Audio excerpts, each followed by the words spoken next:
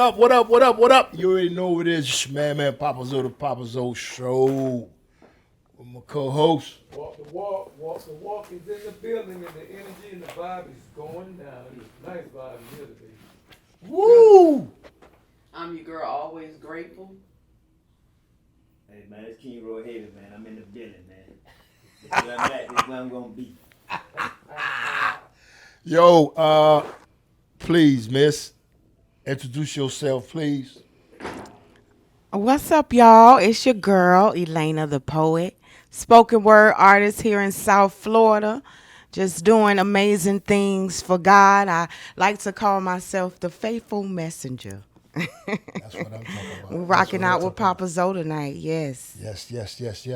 I'm gonna go ahead and pop this bottle since I know. You know what? I'm gonna let your hubby pop this bottle real quick. Come on in here, man. Pop this bottle since you know. Come on. Pop this You've bottle. been waiting so patiently Matter of fact, over you can there. sit right here next to your queen. Let me get that right there. Let you pop this bottle. Want to walk? Oh, Yeah, open Boomba? that up. Let me Bumble? open that up, man. It's a mix. It's a mix. So where you from though? You from South Florida? So I was born and raised here in South Florida. I was born in Fort Pierce, believe it or not, small town north. Fort Pierce, yeah. And then from there we moved to Miami because my mom is from Miami, and then Fort Lauderdale. I went to Fort Lauderdale for I want to say middle school, high school. So I graduated from Dillard High. Oh, Dilla. Oh, Yeah, okay. in 1998. So I'm a little throwback on you. Okay. Yeah. Nah, I'm 84, baby. So Ah. I'm throwback. Hold on, let me pour these drinks real quick. Y'all go ahead now. Y'all go ahead. Go ahead. Always grateful. Ask that question. All right. So, Elaina, right? Yes, Miss Elaina. Elaina, what first brought you to poetry? What brought you to this? So, I've always had gifts. We always recognize our gifts from young, things that we're able to do. My mom, she started off, she used to be one of the most known local gospel leaders in the choir in our town, Fort Pierce, and all the churches would call her to do it. So she started us off singing and stuff. So we kind of grew up in that. But long story short, I always sang. And then one day in particular, I was broken. A lot of things in life sometimes will bring you to a place to wherein you don't know what to do, and you just have to release in some form or fashion. And so I began to write. And so I began to write, and I would write these poems, and I call Mama and be like, Mama, how this sound? And she'd be like, oh, that sound good. And then I would go, I heard about a local open mic event in Fort Lauderdale. Used to be called Voices and Vibes. Shout out to Terry the Illustrator, throwback, at Troy's Lounge. I don't know if you guys are familiar with anything in Fort Lauderdale, but Troy's used to be like a real popular spot in Fort Lauderdale, Sunrise.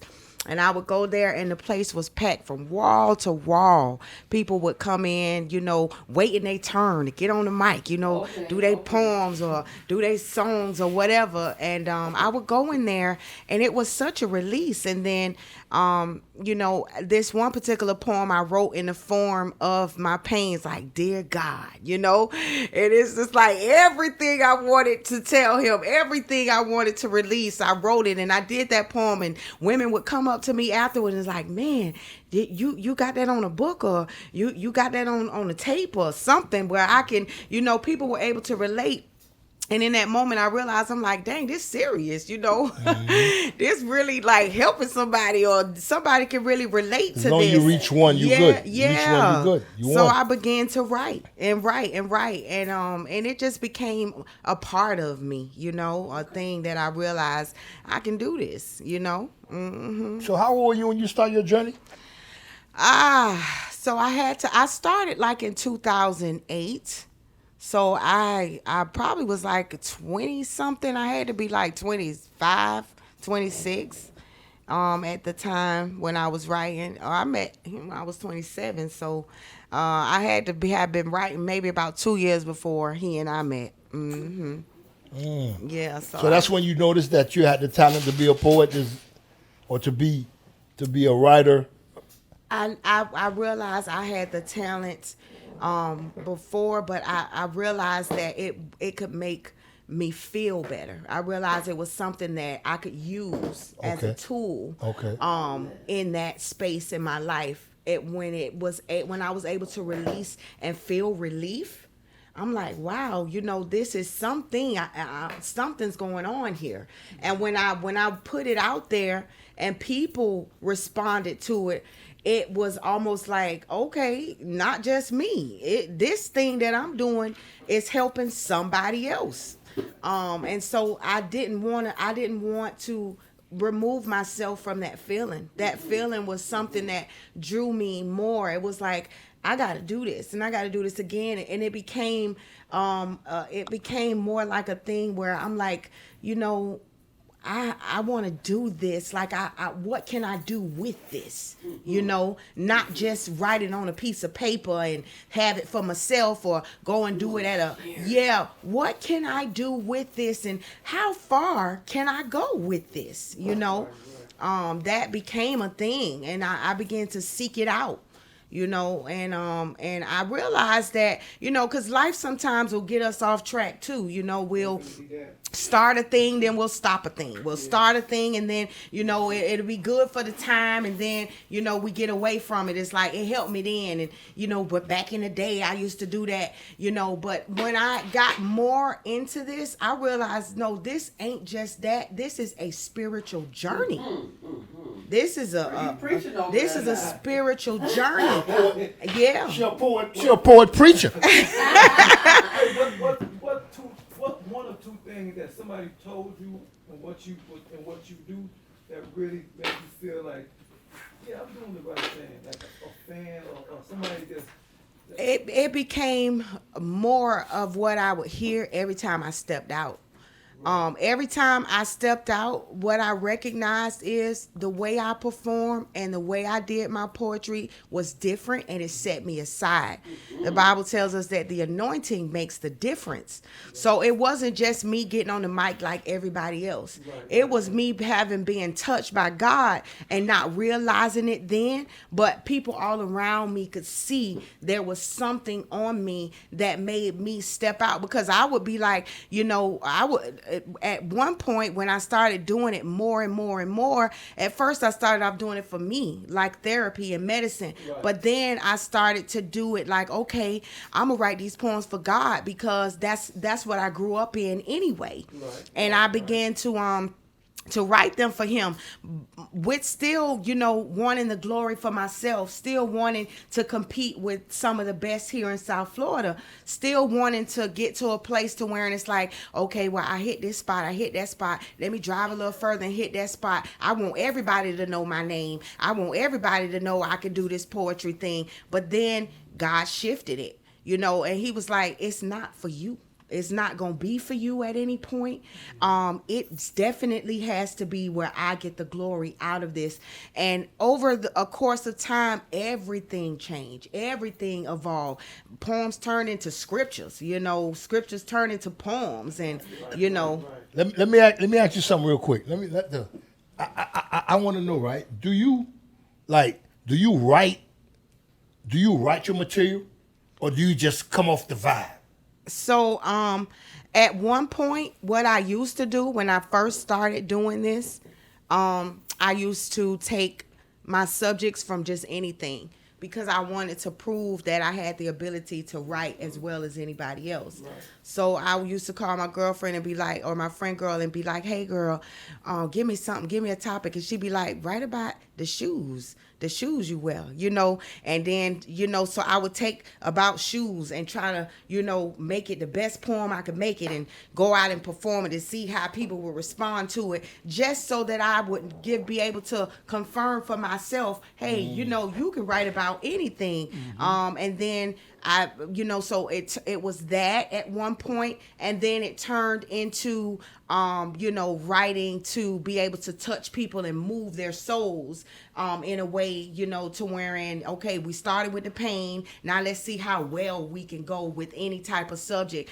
But as I got more and more into it, you realize, man, it's some great poets out here. It's some people who can write, and they are on a level that you can't even compete with. So what is going to make you stand out? What's going to make you different? Right, and right. and I was able to combine the singing with the poetry. And so I would say, okay, God, because I used to write songs and stuff like that, because I never knew I would be writing poetry. I thought I would be singing at some point. And so I would be like, okay, God, and I would try to vibe and get a hook and, come up with a hook or something like that.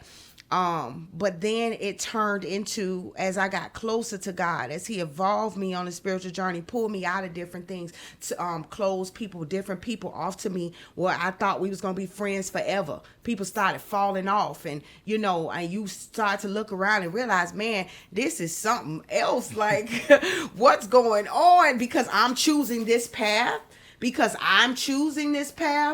Things supernaturally are happening around me that I can't even control, and I don't want to control. I just want to see what this thing is going to be, where this thing is going to go. And so I'm to a point now in my poetry where I'm like, okay, Lord, it's time to write. Give me the words. And I don't do anything without him imparting the words in me. And that's how I write now. I write the words that God gives me so that it manifests in a spiritual way, so that the people are truly moved by his spirit and not by me. How long you been doing this? I've been doing it actually since like 2008. And evolving over time, Now I'm to the point to where I perform with a full band, and do the spoken. I have 3 published albums, and it just evolves. You just said something published. How important, and this is for your up and coming. Mm-hmm. How important is it for you to copyright and make sure your stuff that you write belong to you, and that somebody can't come and take it from you? I think we all know how important that is. It's a thing that you just don't want to slip on. I know that at one point, and a lot of poets still do it, but you're not an artist until you understand there's a business side of everything. It's 90%. It's 90% business. Yeah. And 10% talent. That's what I always say. Yeah. There's a business, and I didn't care about that at first, because I would just write a poem and jump out there, and that's what a lot of poets do. They write poems and then they go to the spots and they perform them, not thinking about if somebody's gonna steal this or take that. It's just a lot of them are doing it for the love and the freedom of expression. But when and it's like I told this one girl, if you serious about this and this is what you do, then you do this and you do it for real. And you just begin to look into how you can establish yourself in this particular realm. So for me, it's not even about being famous or how many people know me. It's about being solid, having a foundation that's set, so that I can look back and say, I did that, and I did that for real. And it's about, having history and building history and legacy for myself, and representing God while I do it. Was there ever a point while you was doing this here that you questioned yourself, and if the answer is yes, what did you do to pull through? And if the answer is no, what got you keep going through? So, was there a point where I questioned myself? Yeah, in the beginning, when it was more on the shallow side, when it was helping me, and then I began to get the praise, then I wanted more praise. Right. I wanted to be able to compete with the top of the tops here in South Florida. Right. People who already have known names, and I would look out people and be like, who's the most popular person, or try to make sure I made a connection over here and a connection over there. But when you get in a room and it's almost like in this thing you get hazed. People will make you pay your dues. And Right. in that, sometimes you're sitting in a space for hours and hours waiting for them to call your name just so you can hit the mic, just so you can show people what you can do. And at that point where I would go into those places, I never really felt discouraged because I knew whoever was in the room, if they heard me at some point, they was gonna be like, "Oh, okay, she Right. good." You know what I'm saying? And so for me, it was just like, how do I get more popular? How do I get more known? How do I write better? So not to cut you off. So now, right? So now, are you start getting booked? Are you getting booked a lot now? That's what happens. At the more frequently you go to the venues, which is why I always encourage, up and coming poets to get into those open mic spaces. That's how you start. If ever you want to try to tap in, you got to go to the open mic events. You got to go to the spaces. You have to let people see. And patrons come out and they say, "Oh, well, hey, I'm having this event, can you do this?" And at first it started off where I didn't know how much to charge, or what to do. Now. Yeah. And then it got to a point where, places where, you would do the poetry for people and you tell them, "Well, this is my number." And then you'd have to wait all night long till the whole show was over. And people make you, have to come ask them about your money, so you go through all these different phases of getting to a place. Now I'm at a point to wherein you have to pay me 48 hours before I even show up to even know if I'm coming or not. It's either you make a deposit, or you have to, and it has to be paid before I come. That's what's up. Have you ever think about writing a book or writing a memoir or something? Just It's or fun. have you? I mean, I have, but I am truly at a point where I wait on direction. I don't want to do things in vain. I don't want to just actively do things. For me, like I have a podcast that I branded called Eat with the Poet. And I started it in 2021 because it was something I'm like, man, I just want to do something else. I want to branch out. But because in this, like I said, a lot of people feel like because they have platforms that they have to be the ones to open the door for you to let you in. And if they don't let you in, then you ain't official. You haven't been co-signed. like the gatekeeper, the Yes, so-called gatekeeper. absolutely. They have to be the ones to let you in. And I feel in that space and in that time, I'm like, God, I got too much in me. Sometimes it's like a volcano. I just want to explode with all this gift, What can I do? And at the time, especially after COVID, podcasting and stuff like that started to get really, really popular. I mean, I know it had already been, but it started to be where the common person would record something at that point and, get followers and things like that. And so at that point, I said, you know what, I want to do something. And I even talked to him. I'm like, man, let's do something, And he's like, nah, I don't want to do nothing, So I wanted to start it. I said, well, I want to do it. And I didn't really too much want to step out by myself and do it. So I asked two of my friends, two of my, what I consider to be my closest friends at the time, y'all want to do, a podcast or do a show. And in the building of that, it didn't work out. Like from the very start of anything that we had even discussed, probably like the next day or two, things started to fall apart where we didn't agree. And because I had been doing poetry and performing and doing stuff, I said, I was the type, I've already been the type that's like, nothing's going to hold me back. And I'm not about to wait on nobody. I'm not about to wait on you to let me in. I'm not about to wait on you to let me in. So it's a go for me. So I took off on my own. So I started that show, Eat with the Poet. And it started off with me going around to different restaurants and recording with, local talents and different people and trying to talk about things But I always wanted to include God. And then God began to tell me, I want you to do more content for me, more scripture, more writing. And so it's like, dang, how's people gonna watch? People might not want to watch that. People ain't gonna want to see me talk about God all the time in that space. And then one day I got a call from Teddy T. Shout out to OG Wild Man Teddy T. He's been around for a long time. Teddy, yeah. And he called me and he said, man, why don't you come to Strong Arm, and bring your show here and do it on the radio. And so I says, okay. And I'm like, okay, Lord, well, is this you telling me? And I have been spending money at the restaurants, spending money on my guests and just losing, but it felt good, the content and everything. And when I got into the radio station, it got harder to get guests. Every time I turn around, it's like, well, can you come? Can you come? And, people would be like, oh, yeah, I'll come.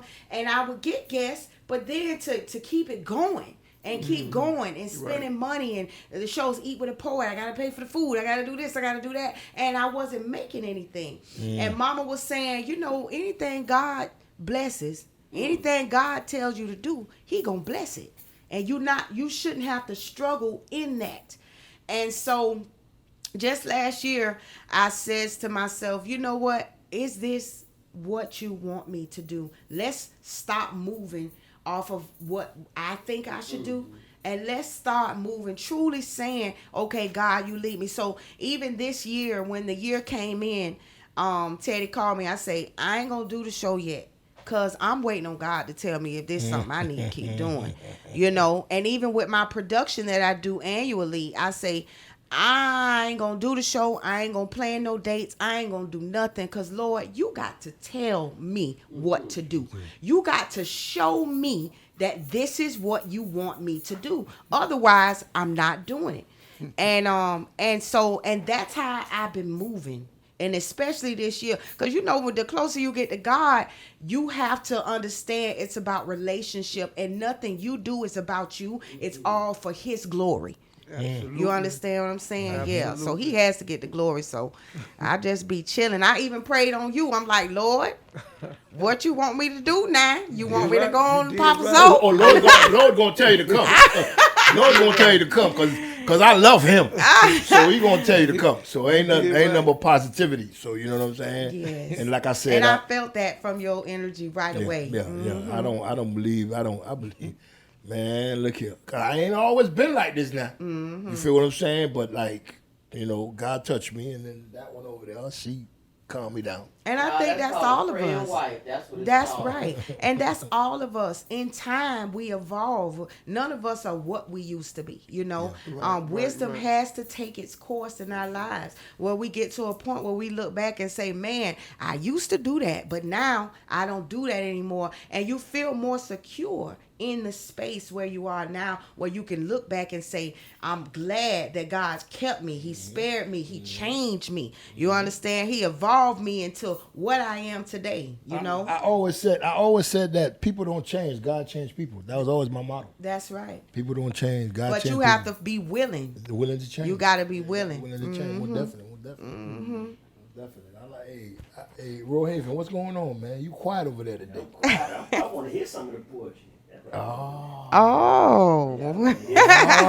He wants always to come hear with some of the He poetry. stay quiet, but he quiet. I'm waiting. Hey, man, put your money where your mouth is. Oh, he say- Stuff here. Hit him with it, poet. Oh, let's see what I can do here. I guess the first thing that comes to mind is a poem I wrote called Covered by God. And it goes, I'm covered by him, so don't you try him.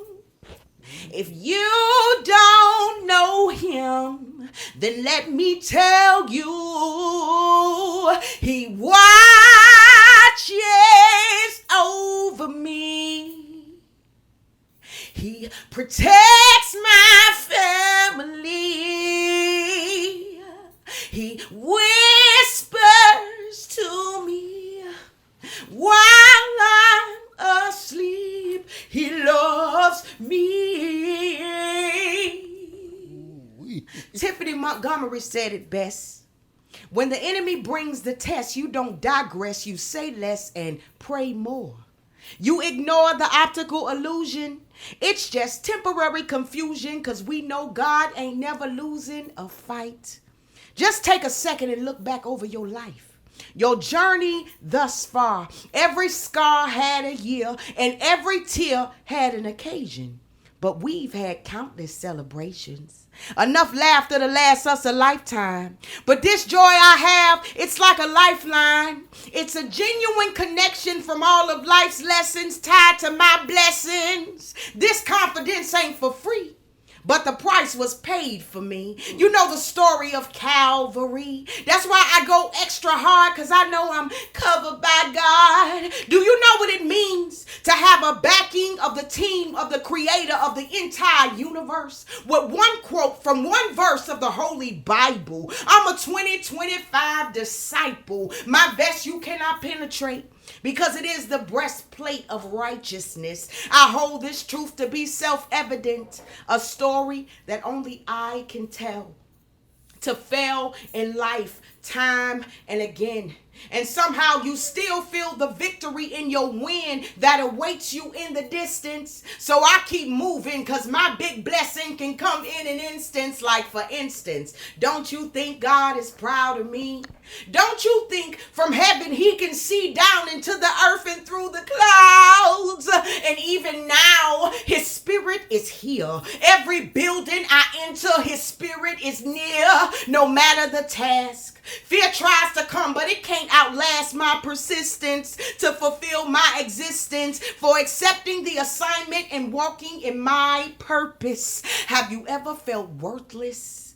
Like, what is it all for?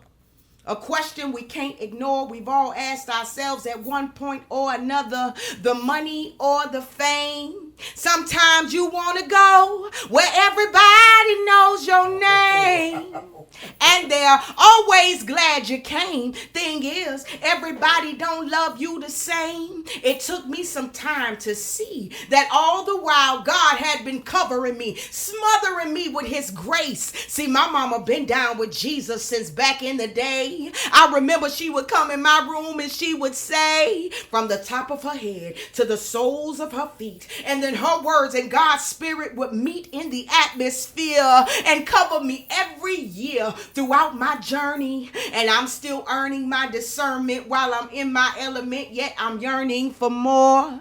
But he stays covering me while I walk through every open door. My future is secure, because he is my security. No one can harm me. Greatness is my destiny because he chose me. I'm covered by God.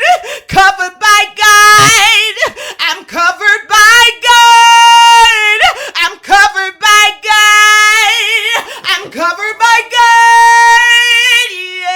Yeah. King Will Haven. King Will Haven, did that answer your question? Listen. I almost threw that phone. Girl.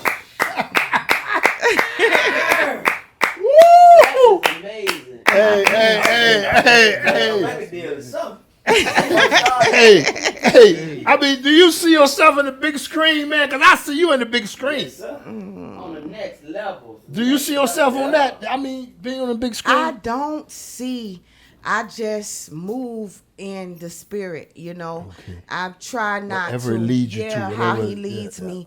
You know, people come to me and say, "Oh wow, you're so amazing. You're so this and you're so that." And you know, I'm just grateful to God for being able to be a vessel, be used by him. And then whatever he has for me, you know, I just I pray to stay humble in that, so that he can, people can really feel him in it, and not me, him. Right. You know.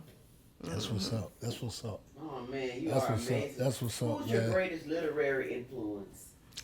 I would have to say, you know, if I was if we're talking about people, it used to be a point where I would look at people and say, okay, I have to say Rita Dove, or I could say, a lot of the local people that I know from right here that are amazing. I could say Maya Angelou, but I don't say those things because spiritually I'm in a place to wherein I like Songs of Solomon, who was amazing and wrote many poems And that know, people can't even really right that's now right, could because even compare. The Book of Solomon is a book of, it's a love song, it's a love story. It really is. So shout out to E Worley watching one time. My sister. E Worley, what up, E Worley? That's what it is. That's what it is. Yeah, so I'm gonna go with the greatest writers were in the beginning when Foundation started, before we even knew what writing was. David, he wrote the Book of Psalms, and I mean, I done had some things in there. I ain't never read nothing to make me weep like some of the songs David wrote.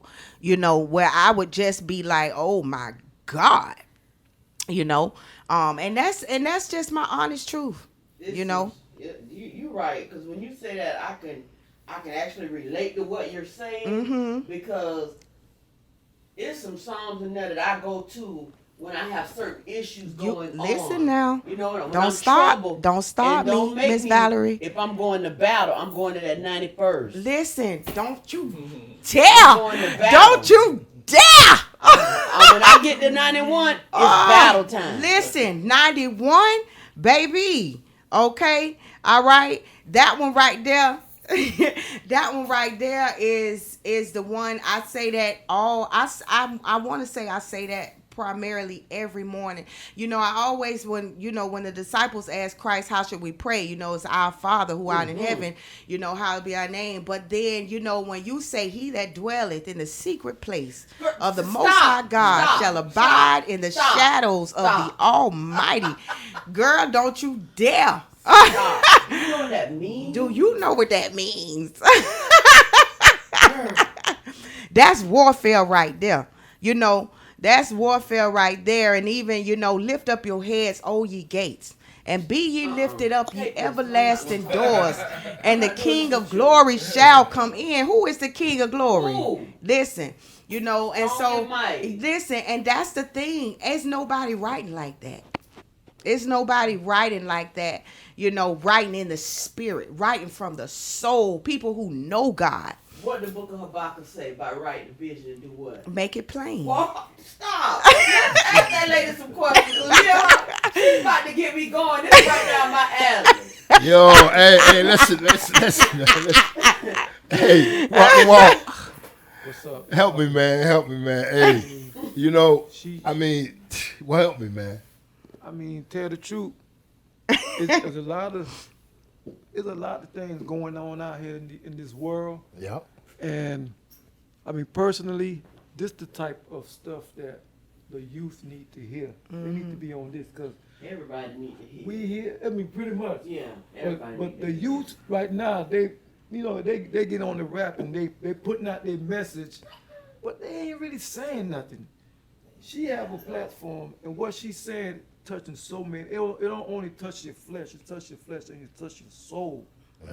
A lot of the stuff that people saying is only touching their flesh because they're trying to only please their flesh. They need to hear stuff that's gonna touch their soul and spirit, and they ain't care about the stuff that the flesh craves for. Some Elaine the poet, she that woman. Hey, King Raven, man. I want to tell you, thank you for asking her that question, for making up. Yeah, thank you. Because we ain't, because I didn't even think to tell her to go ahead and do her thing. But I know you, boy. You did That was it. beautiful. That was That was beautiful. So let me ask you something. Yes. How do you remember all that? And to me, a poem is not complete until you remember it. So I write the poems, and when God gives me the poems to write them, then they're not finished until I've learned them. And so, I remember the, 1,000-word poems that sometimes, you know, the poem ain't finished until it's like, okay, then you see the ending and you're like, okay, now it's time to learn it.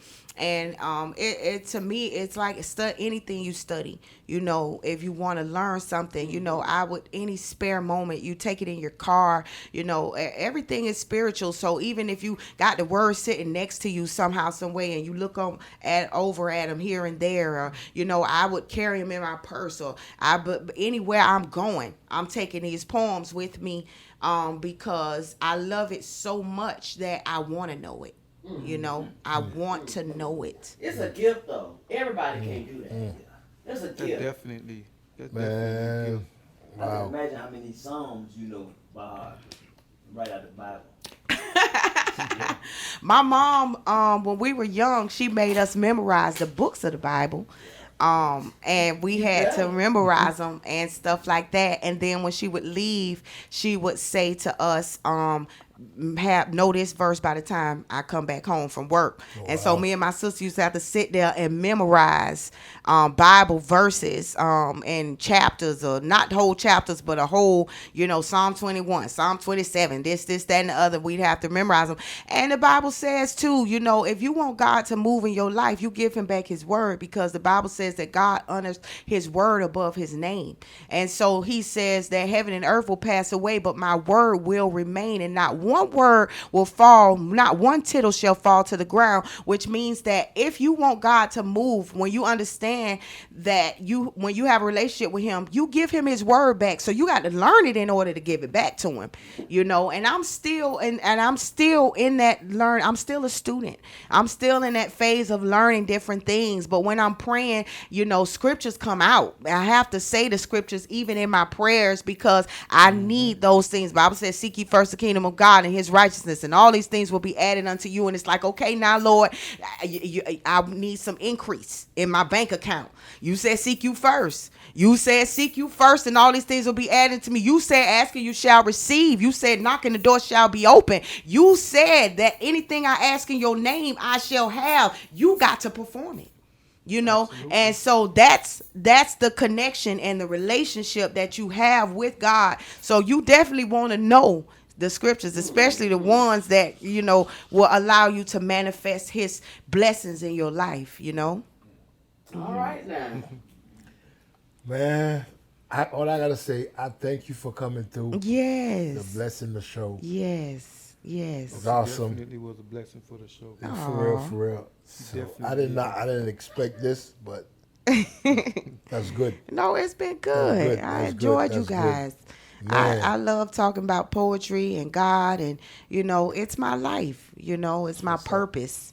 And so I'll do it anywhere, and any time that I can, I will do that. Yes. Mm-hmm. Before we close out, can you let the people know where they can find you at? Absolutely. And so all that good stuff. I am Elaina the Poet. That's Elaina, the Poet, one word. And you can find me everywhere. You can just put me in your Google search engine and I'll pop right up. Elaina the Poet. I'm the only black Elaina the Poet on this side of Google. Googleable. She's Googleable. She's Googleable. Okay. But you can also follow me on Instagram, Elaina the Poet, or on YouTube, Elaina the Poet. On Facebook, Elaina the Poet, or Elaina Spoken Word Poet on YouTube. And I'm just out here doing this work, man, being used. I got some amazing things coming up. My 4th annual Elaina the Poet Brings the Jazz event is going to be coming to Pompano. We're going to bring it to the Pompano Cultural Arts Theater in Pompano Beach. That's going to be in November, so it's going to be like a holiday vibe. I got the kids, and it's going to be an amazing. My daughter, she dances. My niece, they dance. And God gives me these downloads, you know, and then we put them on the stage, and it just turns into an amazing thing. What you think about the shows? I think they're good. Yeah. That's what's up. So he have to be in there with his suit on.